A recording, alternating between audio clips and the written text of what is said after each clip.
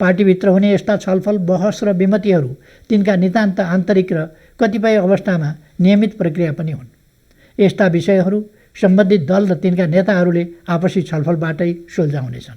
यसका लागि धैर्यता र संयम आवश्यक हुन्छ। यति बेला आन्तरिक विमति वा समस्यामा अल्झिएर जनताको जीवन रक्षाको दायित्वबाट विमुख बन्न कसैले पनि मिल्दैन।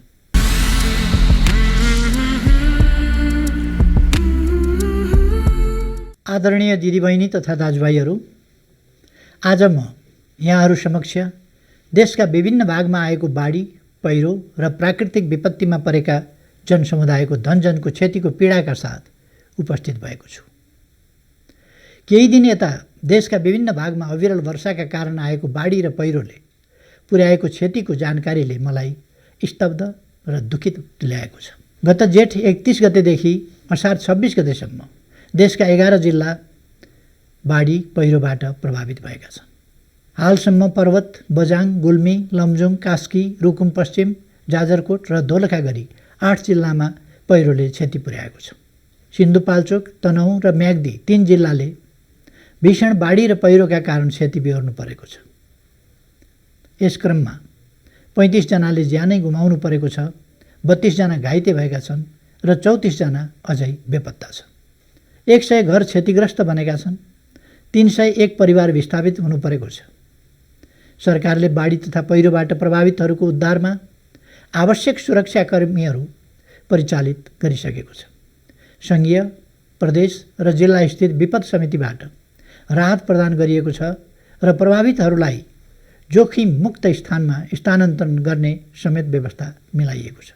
यस्ता विपत्तिहरूबाट सुरक्षित हुन सरकारले उद्धार, राहत र पुनर्स्थापनाका कार्यहरू मात्र होइन, विपत्तिमा पर्नै नपरोस् भनेर असुरक्षित बसोबासका स्थानहरूलाई सुरक्षित स्थानमा स्थानान्तरण गर्ने तथा विपद न्यूनीकरणका अन्य उपायहरू अवलम्बन गर्ने जस्ता अनेकौं दूरगामी महत्त्वका कार्यक्रमहरू पनि सँगसँगै सञ्चालन गरिरहेको छ। बाढी पहिरोको यस प्राकृतिक विपदका कारण झन्डै 3 दर्जन नेपाली दाजुभाइ दिदीबहिनीहरूको असमयमै जीवन गुमेकोमा गहिरो दुःख व्यक्त गर्दछु। घाइतेहरूको शीघ्र स्वास्थ्य लाभको कामना गर्दै पीडित परिवारजनहरूमा गहिरो समवेदना व्यक्त गर्न चाहन्छु। दाजुभाइ तथा दिदीबहिनीहरू, बाढी, पहिरो, भूक्ष्य, आगजनी, चट्याङ, भूकम्प जस्ता विभिन्न खालका प्राकृतिक विपत्तिको नेपाल सधैँ उच्च जोखिममा रहेको छ। हरेक वर्ष गर्मीयाममा हामीले आगजनीको समस्या भोग्नु परेको हुन्छ र वर्षात सँगसँगै बाढी पहिरोका कारणले क्षति बेहोर्नु परेको हुन्छ। विपदमा परेर घरबार गुमाउने र जीवधनको क्षति बेहोर्नु पर्ने समस्या हामी नेपालीको नियति जस्तै बन्ने गरेको छ। यस क्रममा सरकारले तत्काल उद्धार कार्यमा कुनै कसर नराखी सम्पूर्ण सामर्थ्यका साथ ध्यान दिँदै आएको छ। जोखिम मोलेर सेना, प्रहरी, कर्मचारी तथा सिङ्गो सरकारी संयन्त्र र सम्बद्ध निकायहरू बाढी पहिरो सुरु भएदेखि नै तत्परताका साथ उद्धार र सहयोग कार्यमा जुट्दै आएका छन्। नेपालका जुनसुकै भूभागमा आइपर्ने यस्ता सङ्कट र समस्यामा सरकार आफ्ना नागरिकको साथमा रहँदै आएको छ। यति बेला मेरो ध्यान आम नागरिकको जीवन रक्षामा केन्द्रित रहेको छ। हामीले महामारी र प्राकृतिक विपत्तिप्रति खेलवाड गरेर महाविपत्ति निम्त्याउन किमार्थ पनि मिल्दैन। तसर्थ जहाँ विपद र विपत्ति आइलागेको छ त्यहाँ सरकारका 3वटै तह, जनप्रतिनिधिहरू, राजनीतिक नेता, कार्यकर्ताहरू एकजुट भएर सम्भव सबै प्रकारका उद्धार, सहयोग र तत्काल उपचारको कामलाई प्रभावकारी रूपमा अघि बढाइहाल्नु पर्दछ। म यहाँहरू सबैलाई सम्बन्धित स्थानमा उद्धार कार्यमा जुट्न र आफ्ना दाजुभाइ दिदीबहिनीहरूको सहयोगमा केन्द्रित हुन विशेष आह्वान गर्न चाहन्छु। यस्तो प्राकृतिक विपत्तिप्रति सजग रहँदै अत्यावश्यक उद्धार, सहयोग र उपचारमा ध्यान दिइरहेको बेला हामी विश्वव्यापी कोरोना महामारीको नियन्त्रण, उपचार र रोकथामको लामो प्रयासमा रहेको तथ्यलाई पनि भुल्नु हुँदैन। विश्वका विभिन्न मुलुकहरूमा झैँ हामी कहाँ पनि कोरोना महामारीको सङ्कट हटिसकेको छैन।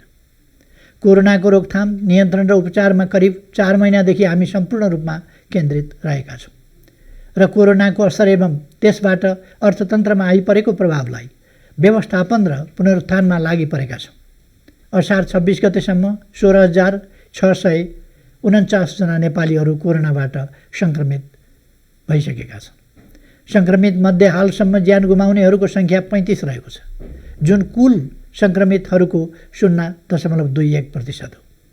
उमेर समूहका हिसाबले 21 वर्षमाथि र 40 वर्ष मुनिका सङ्क्रमितहरूको सङ्ख्या 60% भन्दा बढी रहेको छ।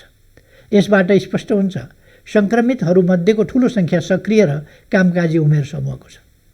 कुल सङ्क्रमितको 48.1% अर्थात् 8011 जना निको भएर घर फर्किसक्नु भएको छ। अझै कुल सङ्क्रमितको 51.9% उपचारकै क्रममा हुनुहुन्छ र 23,910 जना क्वारेन्टिनमा हुनुहुन्छ। दाजुभाइ तथा दिदीबहिनीहरू, हामीले सुरुदेखि नै सङ्क्रमितहरूको PCR परीक्षणमा जोड दिँदै आएका छौँ र यसलाई कुल जनसङ्ख्याको 2% पुर्याउने लक्ष्य राखेका थियौँ। हाम्रो यो प्रयास जारी छ र हालसम्म 2,75,951 जनाको PCR परीक्षण गरिएको छ। यो सङ्ख्या प्रति 10 लाख जनसङ्ख्यामा 9,377 हो। कोरोना रोकथाम कार्यमा 1,10,462 जना सुरक्षाकर्मीहरूलाई परिचालन गरिएको छ। सुरक्षाकर्मीसँगै उपलब्ध सङ्ख्यामा चिकित्सक, स्वास्थ्यकर्मी तथा अन्य जनशक्ति अग्रिम मोर्चाका सिपाहीका रूपमा उपचार कार्यमा अहोरात्र खटिरहनु भएको छ। वास्तवमा यही जनशक्तिको बलमा हामीले कोरोनालाई परास्त गर्दै अघि बढ्न सकिरहेका छौँ।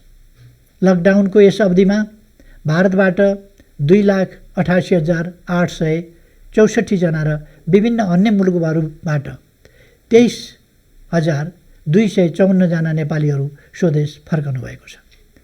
यही असार 25 गतेसम्मको प्रदेश अनुसारको स्थिति हेर्दा सबैभन्दा बढी सङ्क्रमित सङ्ख्या प्रदेश नम्बर 2 मा रहेको छ।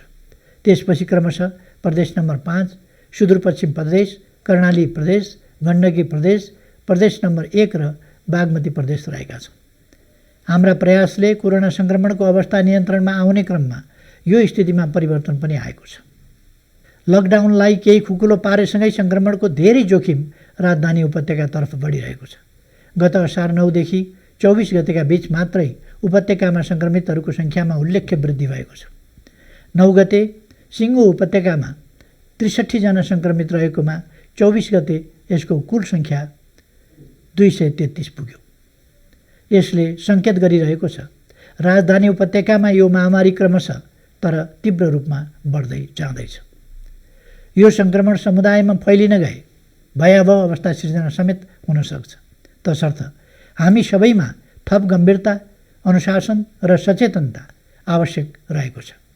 राजधानी उपत्यकालाई महामारीबाट जोगाउन स्वास्थ्य मन्त्रालय र चिकित्सक स्वास्थ्यकर्मीहरूबाट सुझाइएको सुरक्षित रहने उपाय कुनै पनि हालतमा अपनाउनु पर्दछ। छोटकरीमा SMS भनिएको सामाजिक दूरी कायम गर्ने, मास्क प्रयोग गर्ने र समय समयमा हात धुने कामको लागि म सबैको विशेष ध्यानाकर्षण गराउन चाहन्छु। दिदीबहिनी तथा दाजुभाइहरू, अहिले कतिपय राजनैतिक विषय र सन्दर्भहरूप्रति जनताको ध्यान अवश्य तानिएको हुनुपर्दछ। त्यस किसिमको चासो र जिज्ञासा हुनु स्वाभाविकै हो। महामारी र प्राकृतिक विपत्तिको समयमा पनि राजनैतिक बहस किन भन्ने प्रश्नहरू उठ्नु अन्यथा पनि होइन। जुनसुकै राजनैतिक दलभित्र हुने बहस र विवाद आन्तरिक हुन्, त्यसलाई निष्कर्षमा पुर्याउने दायित्व सम्बन्धित राजनैतिक दल र नेताहरूकै हो। पार्टीभित्र हुने यस्ता छलफल, बहस र विमतिहरू तिनका नितान्त आन्तरिक र कतिपय अवस्थामा नियमित प्रक्रिया पनि हुन्। यस्ता विषयहरू सम्बन्धित दल र तिनका नेताहरूले आपसी छलफलबाटै सुल्झाउनेछन्। यसका लागि धैर्यता र संयम आवश्यक हुन्छ। अहिले चर्चामा रहेका राजनीतिक परिदृश्यका कारण कतिपयमा राजनीतिक स्थिरता, स्थायित्व र स्थापित प्रणालीप्रति चिन्ता र संवेदनशीलता बढेको पनि पाइन्छ। म आश्वस्त पार्न चाहन्छु, आम नेपालीहरूबीच आपसी एकता बढाउन, सङ्घीय लोकतान्त्रिक गणतन्त्रको रक्षा गर्न, राष्ट्रिय स्वाभिमान माथि उठाउन, देशको सार्वभौमसत्ता र भौगोलिक अखण्डता अक्षुण्ण राख्न मेरो तर्फबाट दृढ अडान र हदैसम्मको प्रयास जारी रहनेछ। यति बेला आन्तरिक विमति वा समस्यामा अल्झिएर जनताको जीवन रक्षाको दायित्वबाट विमुख बन्न कसैले पनि मिल्दैन। मैले पहिले पनि भनेको छु, रोग र भोगबाट देशवासीलाई जोगाउने दायित्वबाट सरकार कुनै पनि हालतमा पछि हट्दैन। त्यसैले मेरो र मैले नेतृत्व गरेको सरकारको सारा ध्यान र सम्पूर्ण प्रयास महामारी र विपत्तिमा परेका नागरिकको जीवधनको रक्षामा केन्द्रित छ र रहने।